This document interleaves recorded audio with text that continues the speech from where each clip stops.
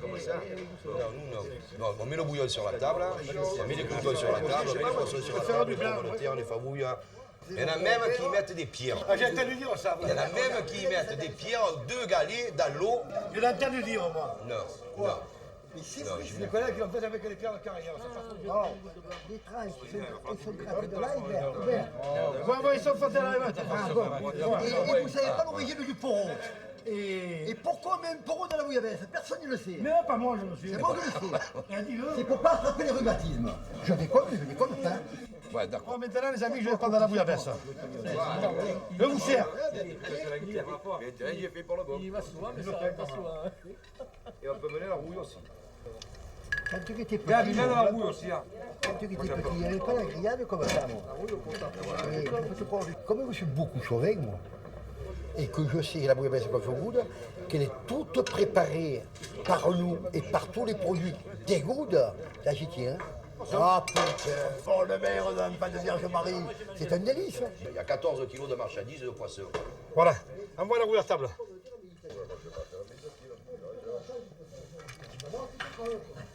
C'est le silence complet. Moi, ça me plaît quand c'est le silence complet. Là, on commence à manger, sérieusement, c'est plus de règles. Mais qu'elle est belle, mais qu'elle est belle, mais qu'elle est bleue.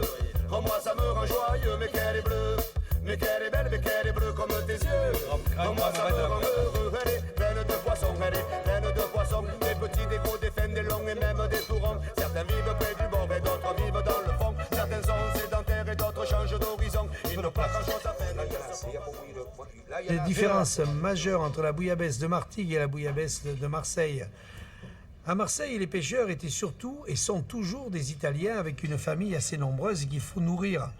Et à Marseille, on a l'habitude de mettre dans la bouillabaisse des pommes de terre qui sont délicieuses et qui cuisent en même temps que le poisson et prennent le goût du poisson. La pomme de terre dans la bouillabaisse augmente le volume, augmente le ragoût. Et donc on pouvait nourrir une famille nombreuse. Mais à Martigues, où les pêcheurs étaient et sont toujours plutôt des pêcheurs d'origine locale, c'est-à-dire des pêcheurs français, avec une famille moins nombreuse, la nécessité d'augmenter le bouillon ne se faisait pas sentir. Et à Martigues, normalement, on ne met pas de pommes de terre. Moi, la combine que j'ai aux pommes de terre, c'est que j'y lève la chamfure sur le côté. Et je me suis aperçu que ça me les empêche de fondre. Vous voyez? Une bouillabaisse à Marseille, ça commence comme au théâtre. Ce sont d'abord des mots, des rêves, des souvenirs que l'on rejoue ensemble. Tout le monde ici connaît la pièce par cœur. Faire d'abord un fond, c'est-à-dire une soupe de poisson, mettre à roussir de l'ail, du fenouil, des oignons et des pommes de terre, mouiller avec la soupe et plonger les poissons séparément jusqu'à ce qu'ils soient cuits à poil. Oui, tout le monde connaît la pièce par cœur, mais entre un restaurant chic du Vieux-Port et un bar de copains de la Calanque des Goudes, il y a 1000 façons d'interpréter son rôle. Et cela donne, bien sûr, 1000 bouillabaisse. Voilà. Vous voyez? Hop. Quand j'ai des bouillabaisse à faire, je prends le poisson, je mets au milieu de la mer. Quand il y a beau temps, certains pètent, non. Quand il y a beau temps, je mets au milieu de la mer, je mets les pommes de terre, je mets le poisson. Alors, des fois, quand il y a vraiment beau temps, je porte la casserole. J'ai toujours fait comme ça. Là, il s'y apporte neuf. C'est pas possible, hein. Mais j'ai toujours fait comme ça. D'abord, je salis beaucoup moins à la maison, et puis à l'eau de mer, c'est pas pareil, rien à l'eau de mer. La préparation de la bouillabaisse dans un restaurant se fait en 2 temps. Nous préparons d'abord un bouillon fait avec du poisson de roche. Alors ce bouillon, au départ, nous allons faire revenir de l'oignon, de la tomate, de l'ail, du fenouil. Nous allons faire roussir dans de l'huile d'olive. Nous allons par la suite rajouter le poisson. Nous allons faire bouillir ça 15 à 20 minutes et nous allons passer ce bouillon. Et ce bouillon servira à cuire le poisson de la bouillabaisse. Ça apporte un plus et la bouillabaisse est meilleure dans ce cas-là. Pistil de safran ou du safran en poudre. Maintenant, je fais un roussi. Avec les poupes, avec les morceaux, des morceaux de pommes de terre que j'ai mis, les favouilles que j'ai tuées par la suite, les moules de roche et les arapèdes, et l'oignon naturellement avec un oignon entier et 2 gousses d'ail, le laurier, le fenouil. Voilà, je fais mon roussi, je fais attraper là. Parce que dans la bouillabaisse, ce qui compte pour nous, le roussi, c'est déjà, ça donne de la couleur à la bouillabaisse, avec le goût. Il faut que ça attrape un peu. Vous sentez déjà? Vous voyez le poupois, il va venir rouge. Vous voyez comme il vient rouge le poupois? Voilà. Ça, c'est le roussi qui fait ça. Voilà. Et les favouilles que j'ai écrasées, voilà, avec le fenouil. Alors nous allons passer à la préparation propre de la bouillabaisse. Alors nous mettons d'abord les pommes de terre dans un rondeau.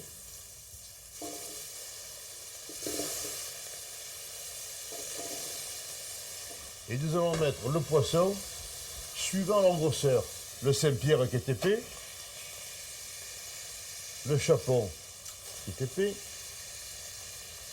la lotte qui est épaisse. Et là, nous avons bien entendu coupé le poisson en fonction pour qu'ils cuisent à peu près tous pareil. Les 4 premiers vont cuire à peu près tous pareil.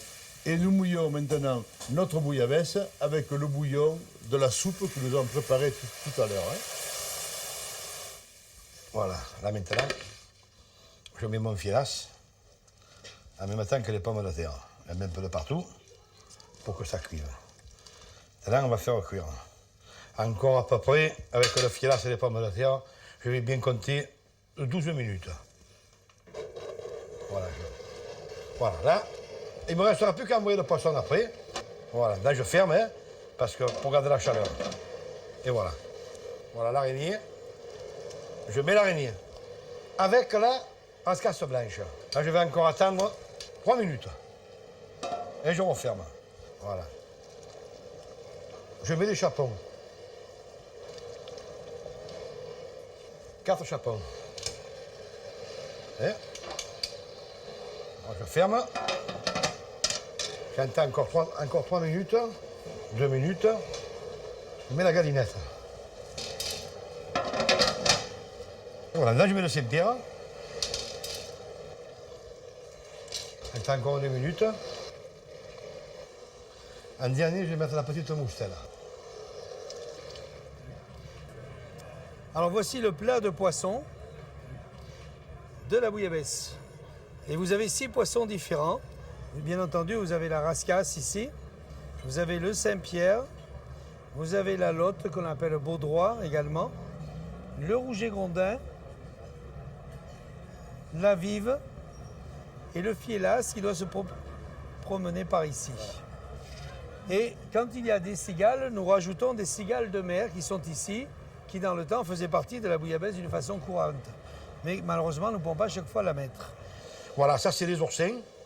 C'est mes oursins que on les met parce qu'on a l'occasion de les mettre. Et on sait que ça donne du goût, mais que je mettrai à la fin, quand j'arrête la bouillabaisse, que je mélangerai dans la bouillabaisse pour donner encore un peu plus de goût à la bouillabaisse. Et voilà, au plus on en met, au meilleur c'est.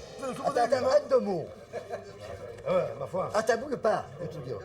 Pour faire une bonne bouillabaisse, il faut se lever de bon matin, préparer le pastis et l'eau fraîche, et raconter des blagues avec les mains. Pour faire une bonne bouillabaisse, il faut se lever de bon matin, préparer le pastis et sans cesse raconter des blagues avec les mains. Hop!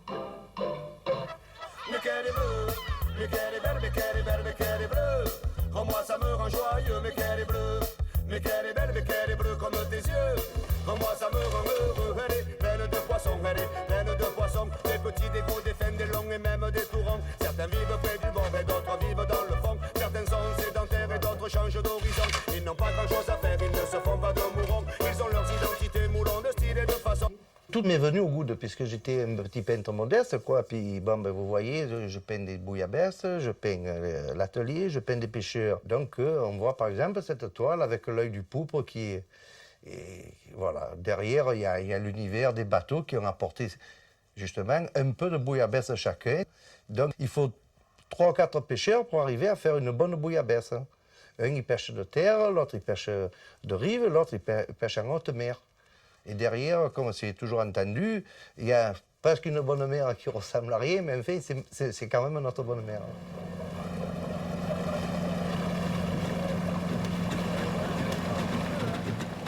La bouillabaisse, c'est un paysage autant qu'un plat trop vite mangé. En réalité, tous les pays de mer ont leur bouillabaisse. C'est la Côte-Riade en Bretagne ou le Souk-Est en Catalogne. Mais si la bouillabaisse de Marseille est ce qu'elle est, c'est parce qu'il n'entre dans sa préparation que du poisson de roche. Et ce poisson de roche raconte au cœur même de la vie la rencontre brute, presque brutale, de la mer, du soleil et du calcaire blanc.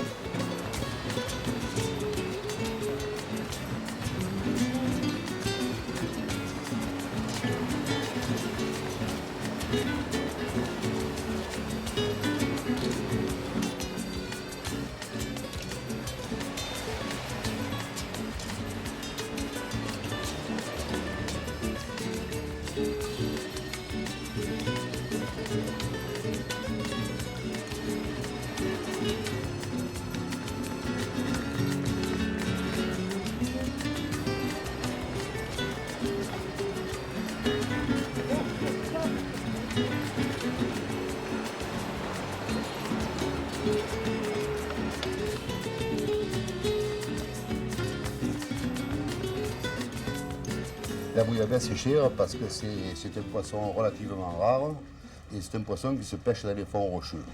Et les roches et les ferrailles, etc., c'est pas trop copain avec les filets que vous voyez là. Donc il y a beaucoup de casse et il y a beaucoup de demandes aussi, c'est pour ça qu'elle est chère. La vraie bouillabaisse marseillaise, je dis bien, parce que des bouillabaisses on en confectionne de toutes sortes dans le monde entier, mais la vraie bouillabaisse marseillaise est chère pour ça. Il faut vraiment aller dans les endroits pour et puis c'est un travail très délicat aussi, parce qu'on la pêche profond, des fois de 60 cm, vous avez des petites roches qui font, je sais pas moi, 20 mètres carrés, alors pour poser les filets, il faut calculer que le filet tombe au bon moment, parce que dans l'eau il y a des courants, il y a du courant dans l'eau, c'est un travail très délicat, très très délicat. Moi je suis d'origine des Goudes depuis 1890. Mon arrière-grand-père, mon grand-père, mon père et moi. Je suis le dernier. Mais de toute façon, c'est un métier perdu. Il n'y a plus le poisson, on n'arrive plus. La bouillabaisse elle-même était à l'origine un plat de pauvres, parce que cette bouillabaisse était faite avec de l'eau de mer, que les pêcheurs faisaient cuire dans une bassine en arrivant au bord de la plage, et ils faisaient bouillir de l'eau de mer du temps qu'ils débarrassaient les filets de leurs poissons. Ils mettaient à cuire à ce moment-là les poissons qu'ils n'avaient pas vendus ou les poissons abîmés. Et finalement, lorsque leur travail était fait, de démaillage était terminé, ils n'avaient plus qu'à s'asseoir et à manger donc leur ragoût de poisson cuit dans de l'eau de mer avec un peu de fenouil et certainement des herbes qu'ils avaient sous la main. Mais il n'y avait pas de safran à l'époque encore. On pense que le safran est arrivé plus tard, lorsque Marseille est devenu un port fréquenté du monde entier, avec les épices qui transitaient par le port, et on a dû rajouter le safran par la suite. Le safran. Le safran. Alors j'en mets un, j'en mets deux, j'en mets trois, j'en mets quatre, j'en mets cinq et six. Ça dépend de la grosseur de la bouillabaisse. Et là, on mange tout. Là, c'est sûr et certain qu'on va tout manger. On pense que la bouillabaisse du pêcheur, qui existe toujours chez certaines familles, donc à base d'un bouillon léger, a été remplacée petit à petit par une bouillabaisse que l'on dit marseillaise ou bouillabaisse riche. Il y avait beaucoup de familles riches qui vivaient dans les bastides autour de Marseille. Donc les femmes de pêcheurs devaient à l'époque également servir comme domestiques, c'est-à-dire comme cuisinières.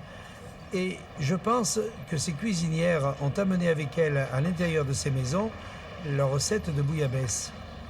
Et je pense qu'elles ont voulu améliorer la recette pour leurs maîtres, qui étaient des gens plus riches, qui pouvaient se permettre d'acheter beaucoup de poissons. Et au lieu de faire la bouillabaisse au départ avec de l'eau de mer, elles ont sans doute utilisé du petit poisson de roche que l'on écrase, avec lequel on fait une soupe de poisson. Au lieu de faire bouillir de l'eau, elles ont fait bouillir une soupe de poisson. Et peut-être que le nom, peut-être, je dis bien parce que rien n'est sûr, peut-être que bouillabaisse, c'est simplement la recette concentrée, c'est-à-dire lorsque ça bout, tu mets ton poisson à cuire, à ce moment-là, le niveau baisse, tu attends que ça rebout, et à ce moment-là, ton poisson est cuit, tu n'as plus qu'à arrêter la cuisson et à servir. Ah non, j'ai pas toujours voulu faire comme ça. Ma grand-mère me la faisait, elle était pas bonne. Au lieu de faire un fond, elle la faisait à l'eau. Le pain, il était frotté à l'ail, c'était moins goûteux que ça. Parce que c'est des bouillabaisse de pêcheurs, hein, bon. C'est des bouillabaisse, voilà. Et oui. La légende prend corps. Et voilà que dans les premières années du siècle, Marseille se rêve balnéaire et riviera. Sur la corniche qui prend des airs de croisette, on se presse au casino de la plage et sous les arcades de la réserve. Le plat des porcs devient un plat mondain, Et tout le long du littoral, la liste des temples de la bouillabaisse ne cesse de s'allonger. Le Roule, Perron avec ses décors de mosaïque, Camor à l'Estac, Michel au Catalan, et bien sûr tout au fond du vallon des Offres, Fonfon.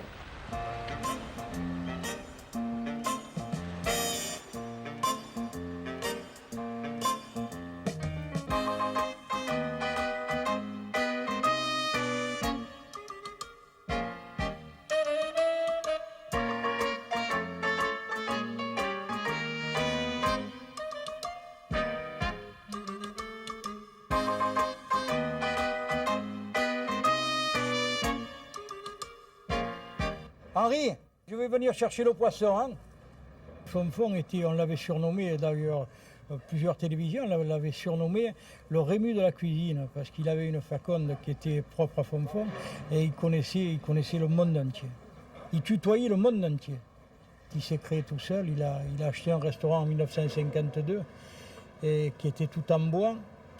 Bon, il y a maintenant un peu plus de 10 ans qu'il était retiré du restaurant, puisque c'est moi qui avais repris la suite avec mon fils, qui est le chef de cuisine à l'heure actuelle.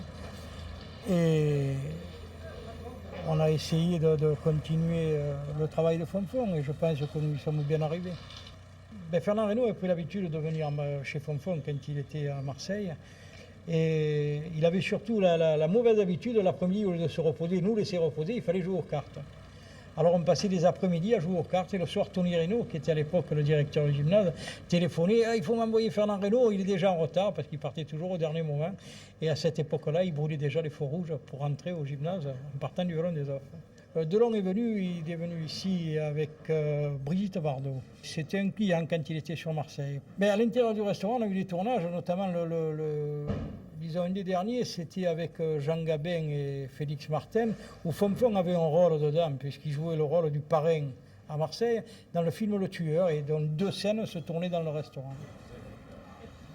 Nous avons 2 pêcheurs professionnels qui ont, je vais peut-être un petit peu exagérer en disant qu'on leur prend toute la pêche, mais on a 2 pêcheurs qui pêchent presque que pour nous.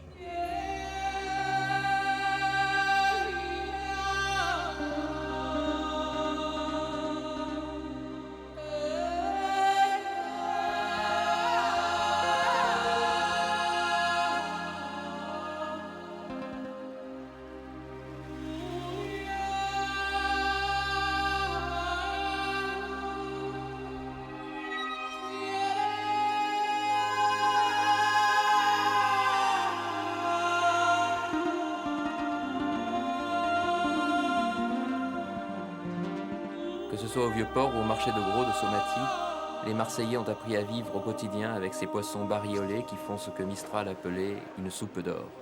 Au fil des siècles, ils les ont intégrés dans leur paysage imaginaire. Peintres ou faïenciers, ils sont des dizaines à s'être essayés à la réalisation de ces fameux décors dits à la bouillabaisse.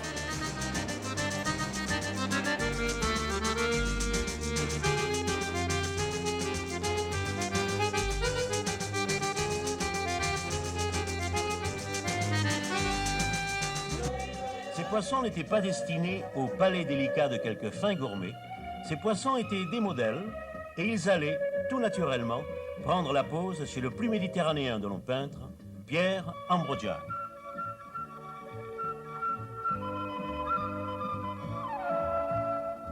Mais Pierre Ambrogiani, pourquoi peignez-vous des poissons?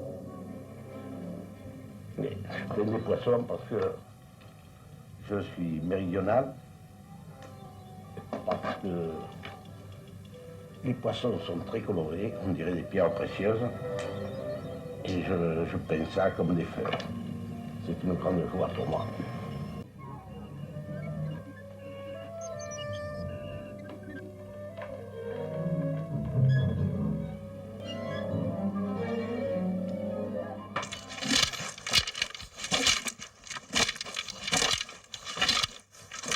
Et voilà. Voilà, tout mon poisson a pris la couleur. Voilà. Donc nous sommes ici au musée de la faïence à Marseille, donc devant des décors dits à la bouillabaisse. Ce décor existe donc sur des faïences produites à partir de la deuxième moitié du XVIIIe siècle à Marseille, un décor typiquement donc originaire de la cité phocéenne, car les faïenciers de cette époque vont s'inspirer en quelque sorte des produits de la pêche locaux et développer donc ces décors de poissons de roche, de tridents, enfin des outils de la pêche et des produits de cette pêche justement. Donc en fait ce décor fut créé essentiellement dans les ateliers de la Veuve Perrin, donc une illustre faïencière marseillaise qui va être une des plus novatrices de son époque. C'est une industrie qui a aujourd'hui en grande partie disparu, mais qui à l'époque était très très importante. C'était un outil donc, de commerce à l'extérieur et un très important outil d'exportation. C'est une production qui se développait souvent avec des faïenciers qui sont associés soit avec des banquiers, soit avec des armateurs. Et c'est par ce biais-là que cette faïence fut exportée, et exportée même très loin, jusque dans les pays du Levant. Là, j'ai modelé, ça s'appelle un fretel de soupière, c'est-à-dire c'est la préhension du couvercle. Et j'ai modelé des poissons, des coquillages, vous voyez, il y a des moules ici avec des concrétions. Alors tout ça a été assemblé, monté, modelé. Ici, vous avez le Saint-Pierre, avec une petite clovis et des moules toujours. Alors tout ça va encore être retouché et puis ça va passer à la cuisson pour pouvoir après travailler, mettre les matières et le mettre en couleur. Alors là, je fais une reproduction des poissons là, dans les assiettes du XVIIIe siècle, à la période de la Veuve Perrin, Gaspard Aubert, les faïenciers principaux qui étaient dans la région, là, à Marseille. Et là, c'est une fabrication qui a été reprise dans cet esprit, mais avec les matières de maintenant. C'est-à-dire, au lieu de travailler avec une argile naturelle, nous travaillons avec une pâte à faïence, qui est une pâte composée, qui est stable, sur laquelle nous posons un émail qui est accordé à la pâte et des couleurs qui sont accordées à l'émail.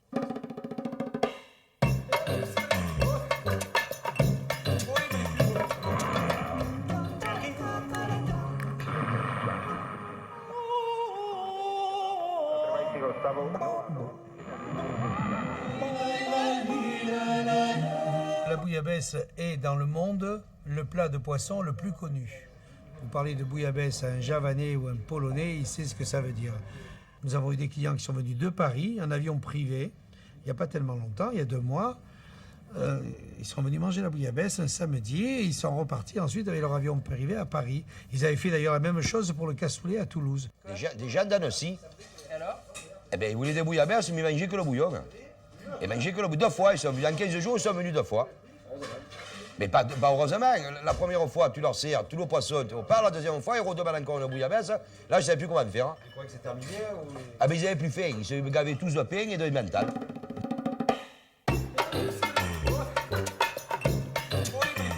C'est ainsi qu'avec des fortunes diverses, la bouillabaisse fait le tour du monde. Et à Marseille même, ils sont quelques jeunes chefs à réinterpréter à leur manière cette carte postale culinaire. On fait un dérivé de la bouillabaisse, pas servi comme une bouillabaisse, mais avec les mêmes ingrédients, mais servi comme aujourd'hui en compressé de gelée de bouillabaisse.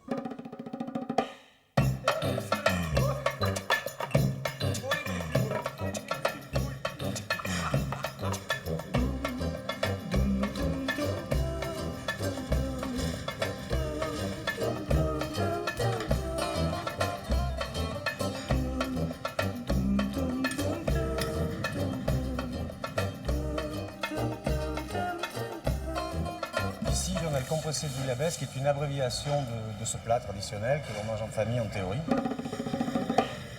C'est plus long à faire, certes, oui, mais dans l'assiette, c'est quelque chose d'abrégé, puisque c'est un compressé qui se présente en strates successives de poissons qui composent la bouillabaisse, avec des pommes de terre, les tomates confites, etc. Le safran, bien entendu. Et autour, vous avez toute une brunoise aromatique qui est, en théorie, la base du fond de bouillabaisse traditionnel. Par rapport à n'importe quel plat, il y a un passé qui existe. Et après, bon, par rapport à des cuissons moindres, par rapport à ajouter quelque chose, on arrive à faire des dérivés. Mais c'est vrai que c'est un plat traditionnel, c'est un plat figé. On ne peut pas non plus rajouter n'importe quoi dedans. La bouillabaisse, c'est la bouillabaisse.